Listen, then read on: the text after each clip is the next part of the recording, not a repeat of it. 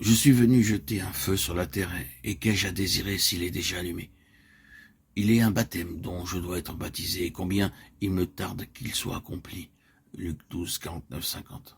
Le sens réel de la première phrase est peut-être mieux rendu dans la version suivante. Je suis venu jeter un feu sur la terre, qu'ai-je à désirer? Si seulement il était déjà allumé.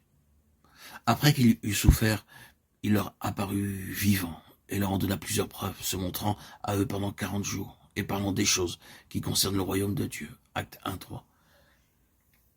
Quand je le vis, je tombai à ses pieds comme mort. Il posa sur moi sa main droite en disant, ne crains point, je suis le premier, le dernier et le vivant. J'étais mort et voici, je suis vivant au siècle des siècles. Je tiens les clés de la mort et du séjour des morts. Apocalypse 1, 17, 18. Nous nous approchons de cet aspect particulier avec la même question que celle avec laquelle nous nous sommes approchés des autres. Et disons, pourquoi les 40 jours? Nous résumerons nos réponses à cette question en 3 points, bien qu'il y ait beaucoup plus de détails que ce que nous pouvons présentement englober. Il est évident que ces 40 jours furent beaucoup plus remplis que ce que rapportent les récits. Nous n'avons que le récit de 10 apparitions du Seigneur pendant les 40 jours, et 5 d'entre elles eurent lieu le premier jour, laissant 39 jours pour les 5 restantes, si le nombre complet d'apparitions fut 10. Mais Jean, en parlant de l'apparition du Seigneur après sa résurrection, a effectivement dit « Jésus a fait encore en présence de ses disciples beaucoup d'autres miracles qui ne sont pas écrits dans ce livre. » Jean 20, 30. Et je pense que le contexte nous conduirait à conclure que ces nombreux autres miracles furent accomplis après sa résurrection. Ceci reçoit l'appui de Luc quand il parle des 40 jours comme renfermant plusieurs preuves.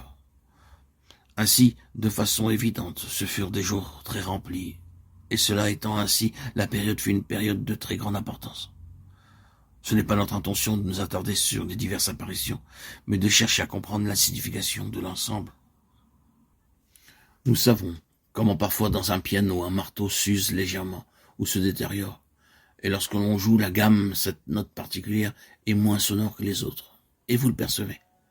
De la même façon, je crois que cette note des 40 jours a perdu beaucoup de sa force, ou que l'on ne lui a donné ni la force, ni la réalité, ni l'ampleur du volume qu'on devait lui accorder. Je crois que nous saisirons cela tandis que nous avancerons.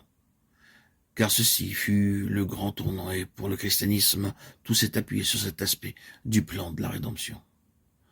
Nous ne pouvons mentionner que quelques-unes des choses qui sont appuyées sur ces 40 jours, mais elles sont suffisantes pour montrer quelle période formidable ce fut.